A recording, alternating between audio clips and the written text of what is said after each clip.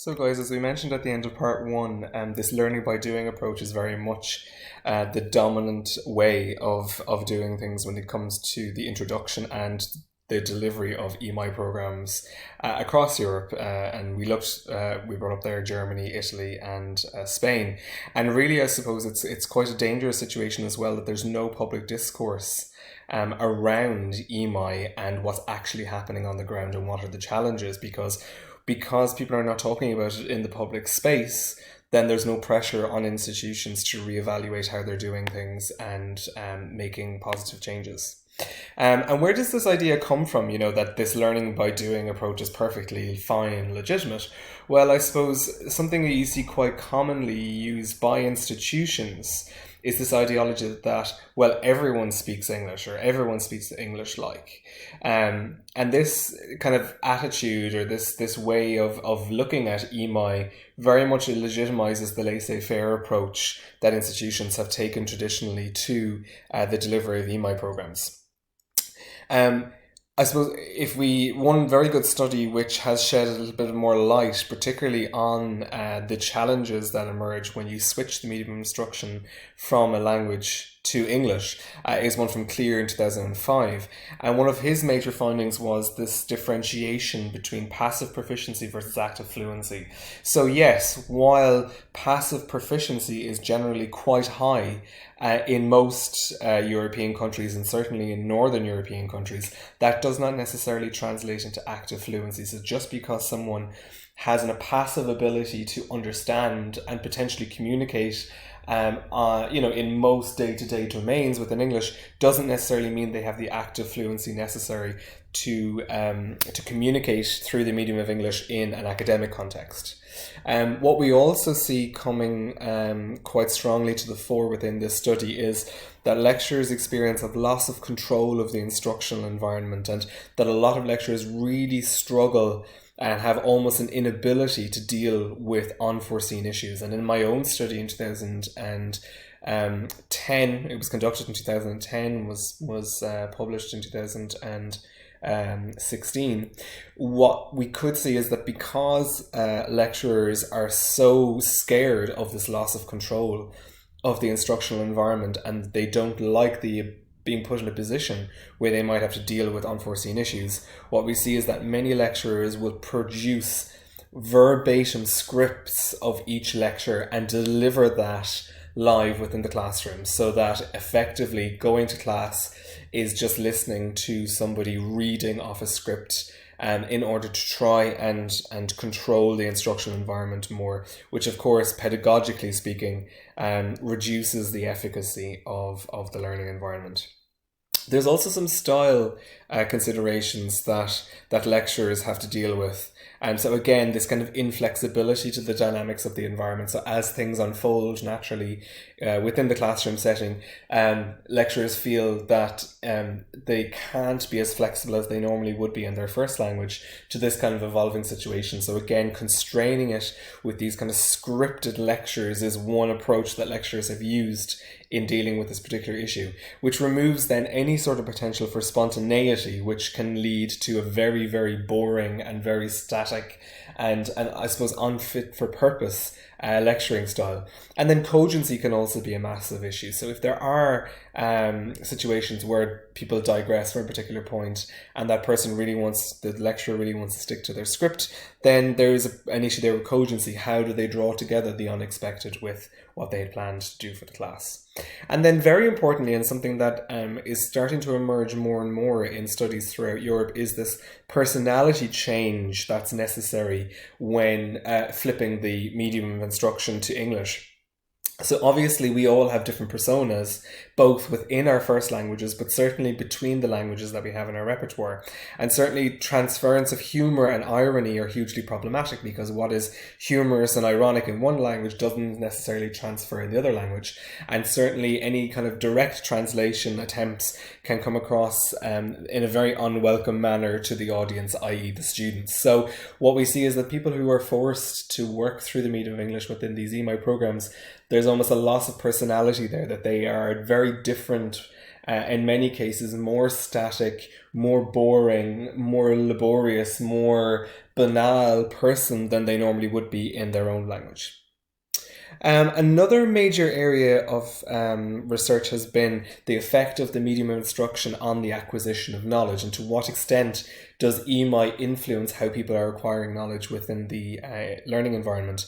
And Brockutna's study here in the Nordic countries shows that that actually working with English as a medium of instruction was a very real barrier to the acquisition of knowledge for most students. So most students did reveal that they really struggled to understand knowledge fully through the medium of instruction being English. And this was this was partially also to do with the fact that the lecturers that were teaching them were using a type of English that made the information hugely inaccessible. Again, this kind of highly scripted, very detailed, unsuitable for auditory learning.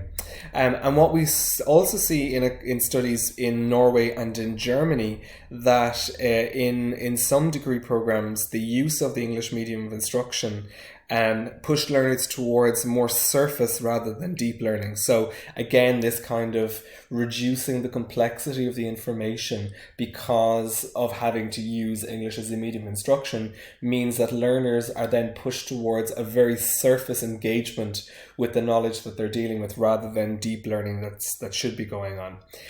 Interestingly, in my own research, what I found was that in some disciplines, and certainly in disciplines like business studies, which are so highly dominated by English terminology, using English as the medium of instruction was actually seen as far more facilitative rather than obstructive. So because the sphere of business studies is so dominated by English in terms of terminology and concepts, the use of English as a medium of instruction was seen as kind of a natural development, and actually the use of English as the instructional medium meant that the knowledge transfer, the co-construction of knowledge between lecturers and students happened much more successfully than may have been the case had they been doing it through the medium of German, which might have necessitated quite a lot of cross-linguistic translation. And then also, it stands to reason, and we've seen in a number of studies as well, that there are differences in student English proficiency, that it's not always on the lecturer side, but on the student side we also see major differences there. And generally speaking, they tend to be kind of clustered around the domestic versus the international groupings. Yeah, so certainly within the Nordic context and within the German context, the domestic students were seen both by themselves, by their international counterparts, and by the lecturers on the program as having a higher proficiency in English than the international students. And this disparity between the two groupings created a bit of a barrier within the environment, particularly when there was any sort of interactive student-centric learning activities that mixed international students with German students. It proved very difficult for these types of activities to work effectively because of the different levels of English proficiency. So all in all, when we're talking about the medium of instruction and acquisition of knowledge, we know that moving the medium of instruction from one language, the language of let's say the host country, to a language like English, it requires a major adaptation of both the curricula but also the teaching methods to account for culturally and linguistically diverse student bodies. So it's not simply a matter of flicking a switch and changing the language and everything happens in exactly the same way. But when we are switching to a different medium of instruction, we do need to take that into account in terms of developing the curriculum and in choosing the teaching methods that we're using in order to be able to cope with the cultural and linguistic differences between the various student bodies in the classroom. Another issue that has come up and a challenge that has arisen within the EMI context is this idea of the potential for domain loss. And this can be discussed at both a national level, but as we're talking at the micro level here, we're talking about students and lecturers. And we previously talked about English as the lingua academica, and that it is displacing other languages from academic publication, and that can have a major impact on the preservation of higher level domains within a particular language.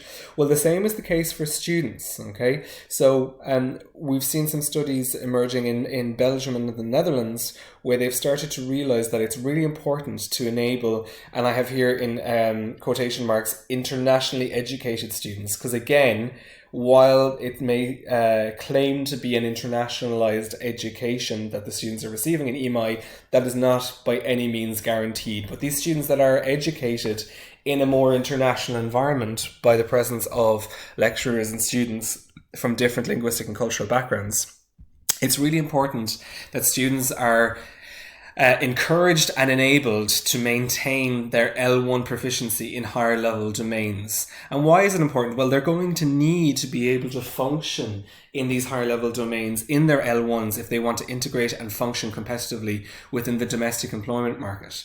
So if we don't assist people in making sure that they're able to communicate in the higher level domains in their first language, then that could present a major issue for them in gaining employment, or indeed going on to study further within the domestic context, within the domestic language.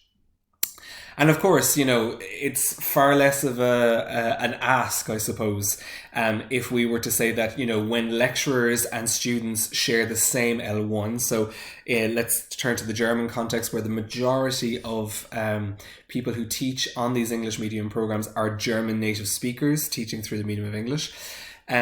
The bulk of the students enrolled in these programs continues to be German students. So there are obviously a certain number of international students within the environment, but certainly German students are very, very dominant. So we see a situation there where a large proportion of students and the lecturers share the same L1. So in this sort of a situation, the lecturers could assist the students in maintaining their L1 within the various domains. Simply awareness raising would be very important there, and directing students to use resources that are also available within their L1 as well as in English. However, you could also imagine that it would be logistically impossible for international students to maintain their respective L1s within this environment, certainly because it's very unlikely that many of the lecturers within the environment will share an L1 with any of these students. So it's going to be very difficult for these guys to develop their L1 in order to maintain those higher level domains. And again, this is a problem if we're thinking about these students potentially and want to return to their home countries after they've completed their degree program in another country through the medium of English, that they need to be able to function in these higher level domains for further study and for work. Again, I suppose the only thing you could really do here would be awareness raising and drawing their attention to it and encouraging them to be reading academic articles in particular areas within the higher level domains in their L1s. And if L1 domain loss does occur, and this is something that we spoke about previously when we were talking about the various language policies that have been put in place as a result of EMI, then what we can see is that EMI acts as a very strong mechanism for a language shift, and if it continues over a longer period of time, can lead to language attrition. Okay, and certainly in contexts where EMI has proliferated widely and quickly, so the northern part of Europe, we can see that there's a lot of concerns there about domain loss in the higher level domains in various languages like Swedish, Norwegian, German, Dutch, etc. However, we do know as well, unfortunately, from examining the EMI context, that at an institutional level, this concern for L1 domain loss is really never going to be taken seriously and will always be brushed aside when creating English medium of instruction programs. It's quite simply something that they're not very interested in. And again, as I mentioned a second ago, we see a number of language policy instruments being used in mainly Nordic countries, certainly in Northern Europe, to combat this, to intervene in the context and make sure that people are in a position to maintain their L1s alongside cultivating proficiency in English.